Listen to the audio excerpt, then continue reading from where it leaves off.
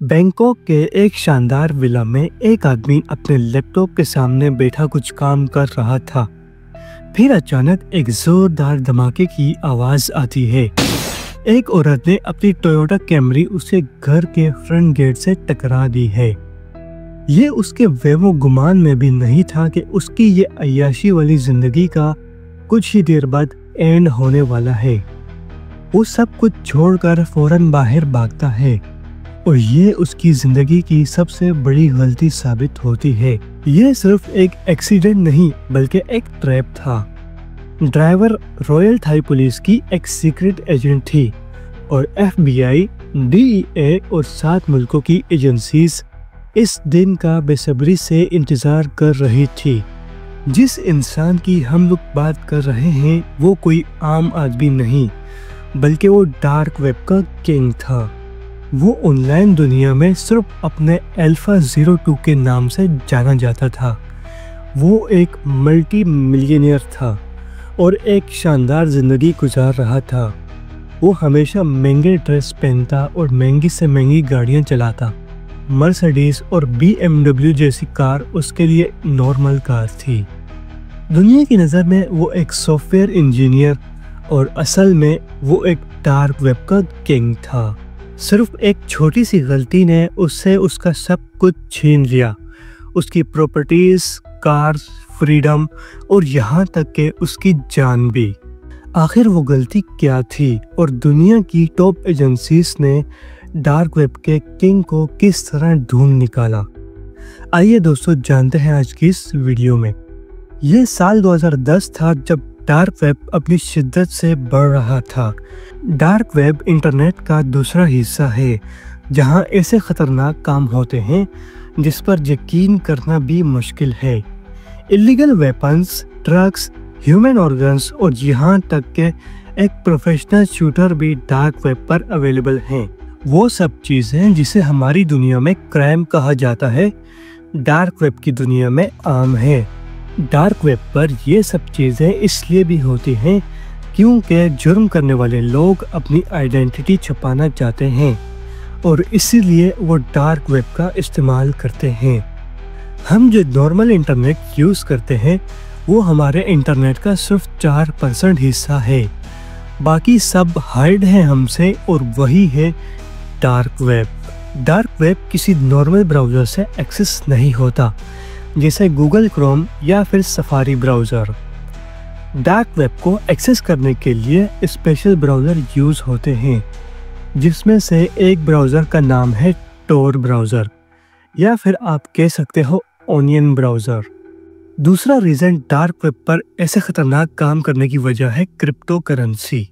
साल 2009 में लॉन्च होने वाला बिटकॉइन एक ऐसी करेंसी है जिसे कोई भी एजेंसी या फिर गवर्नमेंट ट्रैक नहीं कर सकती और डार्क वेब पर बाय एंड सेलिंग के लिए सिर्फ और सिर्फ क्रिप्टो करेंसी ही इस्तेमाल होती है।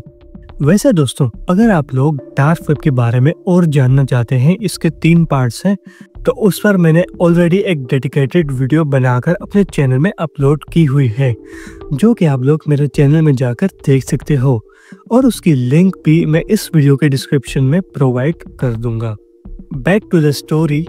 सो दोस्तों, डार्क वेब पर इलीगल ट्रेड करना सेफ हो चुका था और कॉन्ट्रैक्टर की आईडी और पेमेंट ट्रांसफर करना दोनों सेफ हो चुके थे। अब बस ज़रूरत थी एक ऐसे प्लेटफॉर्म की जहां सारे इलीगल काम हो सकें, मतलब डार्क वेबसाइट्स। सबसे पहले सिल्क रोड नाम की एक वेबसाइट बनी जिसको डार्क वेब पर बहुत बड़ी कामयाबी मिली। इसकी शुरुआत साल 2011 में हुई थी और देखते ही देखते इसको 1 लाख लोगों ने इस्तेमाल करना शुरू कर लिया था। लेकिन सिर्फ 2.5 सालों के बाद ही FBI ने सिल्क रोड वेबसाइट को बंद कर दिया था और सिल्क रोड वेबसाइट पर भी मैंने एक डेडिकेटेड वीडियो बनाकर रखी है जो कि आप लोग मेरे चैनल में जाकर देख सकते हो। सिल्क रोड वेबसाइट बंद होने के बाद इसके जैसी बहुत सारी वेबसाइट्स लॉन्च हो गई थी क्योंकि क्राइम की दुनिया में इसकी बहुत डिमांड थी, जिसमें सिल्क रोड 2.0, एवोल्यूशन और अगोरा नाम की फेमस वेबसाइट शामिल थी।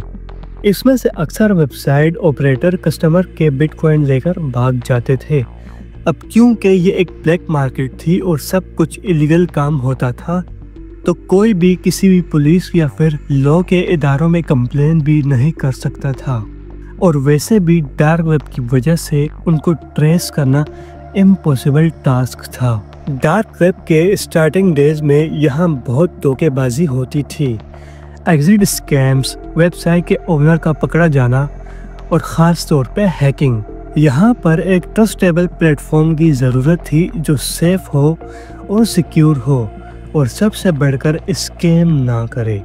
तो यही सही वक्त था साल 2014 का, जब एक वेबसाइट लॉन्च की गई जिसका नाम था अल्फाबे। इस वेबसाइट को लॉन्च करने वाले इंसान का ना तो किसी को नाम पता था और ना ही उसकी लोकेशन, और वो अपने आप को अल्फा02 के नाम से आइडेंटिफाई करता था।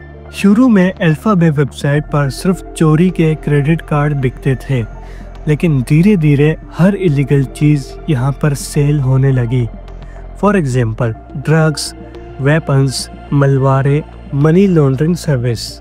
लेकिन इस वेबसाइट के 2 रूल्स थे। इस वेबसाइट पर child abuse and Russian bank account की डिटेल सेल नहीं की जा सकती।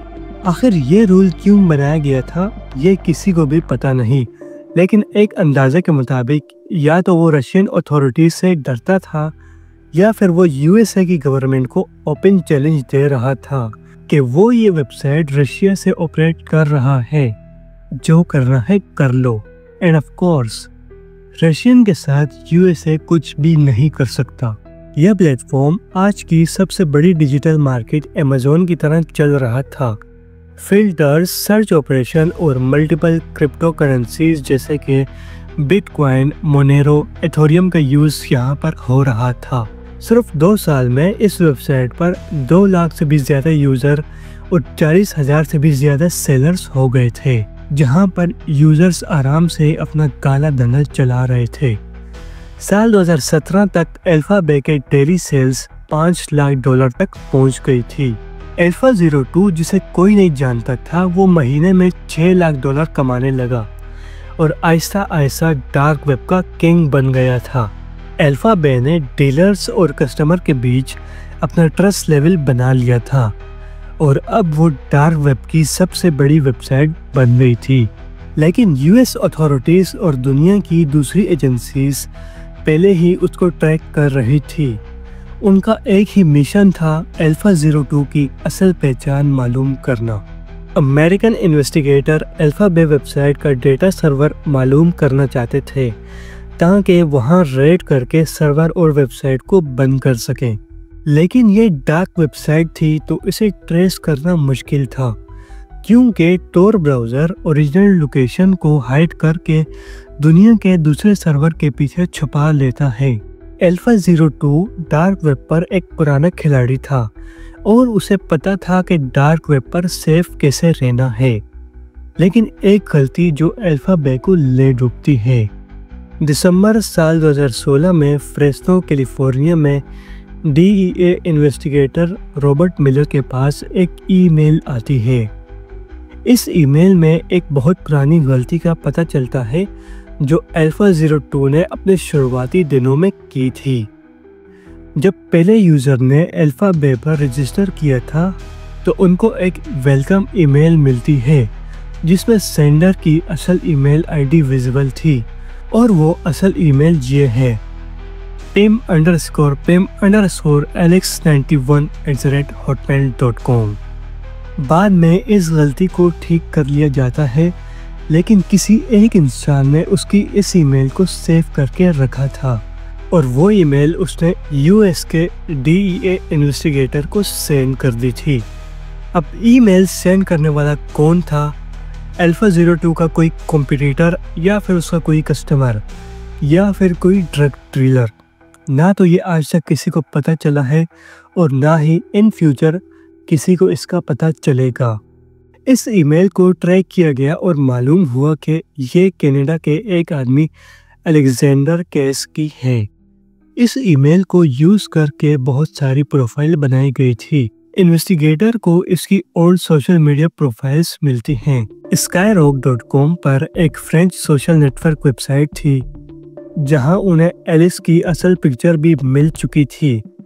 इसके अलावा डेटिंग प्रोफाइल जिसमें लिखा था कि वो सोटन क्यूबिक कनाडा से है, और लिंक्डइन की प्रोफाइल पर एलेक्स ने खुद को सॉफ्टवेयर डिजाइनर शो किया हुआ था। इससे ये अंदाजा लगाया गया कि एलेक्स 1991 में पैदा हुआ था और अल्फाबेट जब शुरू हुई थी तो वो सिर्फ 23 साल का था। इन्वेस्टिगेशन टीम को एलेक्स की करंट लोकेशन का फेसबुक से पता चला जब उन्होंने उसकी पिक्चर एक लड़की के साथ देखी थी जो कि उसकी मंगेतर थी। इन्वेस्टिगेशन टीम ने जल्द ही उसका पेपाल और लिंक्डइन अकाउंट ट्रैक कर लिया था। उसके नाम से एक EBX टेक्नोलॉजीज नाम का एक फेक IT बिजनेस भी चल रहा था। थाईलैंड अथॉरिटीज की मदद से पता चला कि बैंकॉक में उसके 3 शानदार घर हैं, एक हॉलिडे होम पॉकेट में और एक साइप्रस में नए घर की डील चल रही थी। अलेक्जेंड्री केस बहुत अमीर हो चुका था। उसके पास लैम्बोर्गिनी, पोर्शे और महंगी महंगी प्रॉपर्टीज थी, मगर वो बहुत केयरलेस हो चुका था। एजेंसीज ने उसको ट्रैक करना शुरू कर लिया था। वो लोग उसे अरेस्ट करना चाहते थे, लेकिन एक मसला था, वो चाहते तो उसे एक ही दिन में अरेस्ट कर लेते, लेकिन फिर कोर्ट में साबित नहीं कर पाते कि वही अल्फाबेट का असल मालिक है। इसीलिए वो उसे रंगे हाथों पकड़ना चाहते थे जब वो अपने लैपटॉप पर बैठा डार्क वेब पर काम कर रहा हो। अल्फाबेट बेशक ही डार्क वेब की एक बड़ी मार्केट थी, लेकिन उसका भी एक कॉम्पिटिटर था, हांसा मार्केट।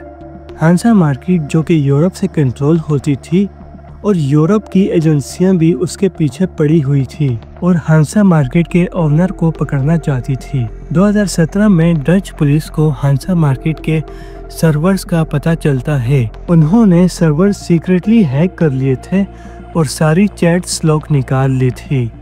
FBI ने प्लान बनाया कि पहले वो हांसा मार्केट को अपने कब्जे में ले लें, फिर वो अल्फाबेट को बंद कर देंगे तो अल्फाबेट के सारे यूज़र हांसा मार्केट पर शिफ्ट हो जाएंगे और वहाँ पर अपना डेटा रजिस्टर करेंगे और फिर उस डेटा की मदद से हज़ारों ड्रग्स डीलर और दूसरे क्रिमिनल पकड़े जाएंगे। ये एक तरह का जाल था जिसमें बहुत सारी मछलियां एक साथ पकड़ी जानी थी। अब FBI और यूरोपियन अथॉरिटीज और जर्मन पुलिस साथ मिल गई थी। इसके अलावा इनके साथ 4 और मुल्कों की अथॉरिटीज भी थी। इस मिशन को नाम दिया गया ऑपरेशन बेयोनेट। सबसे पहले तो यूरोपियन हांसा मार्केट के डेटा सेंटर पर रेड पड़ती है और वेबसाइट के डेटा को कब्जे में ले लिया जाता है। उसके बाद जर्मन पुलिस ने हांसा मार्केट के ओनर्स को अरेस्ट कर दिया था और ये बात किसी को भी पता नहीं थी। 5 जुलाई साल 2017। अब मिशन का नेक्स्ट स्टेप ये था कि अलेक्जेंड्री को रंगे हाथों पकड़ा जाए। इसलिए उन्होंने अपनी एक फीमेल एजेंट को एक झूठा एक्सीडेंट करने का टास्क दिया। उसका टास्क ये था कि वो अपनी कार अलेक्जेंड्री के गेट पर मारनी है, जिसे देखकर वो बाहर भागता हुआ आएगा और उसका लैपटॉप घर में अनलॉक्ड रहेगा। और फॉर्चुनेटली होता भी कुछ ऐसा ही है। जैसे ही एलेक्स बाहर आता है तो पुलिस ऑफिसर उसे घेरे में ले लेते हैं। वो वापस घर भागने की कोशिश करता है लेकिन पकड़ा जाता है। इन्वेस्टिगेशन टीम उसके घर में घुसकर लैपटॉप ढूंढती है। लकीली लैपटॉप ऑन और अनलॉक था जो इन्वेस्टिगेशन टीम के हाथों लग जाता है। FBI को अल्फाबेट के एडमिन क्रेडेंशियल्स, पासवर्ड और $multi-million बिटकॉइन वॉलेट्स भी मिल जाते हैं।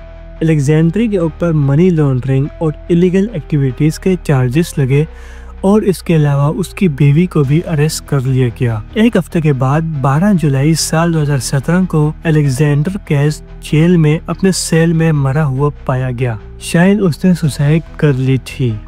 अल्फाबेट के बंद होने के बाद सब यूजर हांसा मार्केट पर शिफ्ट हो गए, लेकिन हांसा मार्केट को सीक्रेटली डच पुलिस ने हैक किया हुआ था, ये किसी को भी पता नहीं था। 1 महीने तक डच पुलिस ने सब क्रिमिनल का डेटा कलेक्ट कर लिया और 20 जुलाई साल 2017 को हांसा मार्केट को भी बंद कर दिया गया। उसके बाद US डिपार्टमेंट ऑफ जस्टिस ने वर्ल्ड बिगेस्ट डार्क क्रैकडाउन के बारे में अनाउंसमेंट की और इस अनाउंसमेंट में उन्होंने बताया कि हम लोगों ने दुनिया की 2 बड़ी ब्लैक वेबसाइट बंद कर ली हैं, जिसमें से नंबर 1 है अल्फा बे और नंबर 2 है हांसा मार्केट, और इनके ओनर भी आज जेल की सलाखों के पीछे मौजूद हैं। वेल दोस्तों, आज की वीडियो बस इतनी सी थी। आई होप आपको ये वाली वीडियो पसंद आई होगी। अब अगर ये वीडियो पसंद आई तो वीडियो को लाइक करना, चैनल को सब्सक्राइब करना और बेल आइकन को प्रेस करना। अब मैं मिलता हूँ आप लोगों से एक शानदार वीडियो के साथ। तब तक के लिए अपना और अपनी फैमिली का बहुत सारा ख्याल रखें और डार्क एक्टिविटीज़ के करीब भी मत जाएं।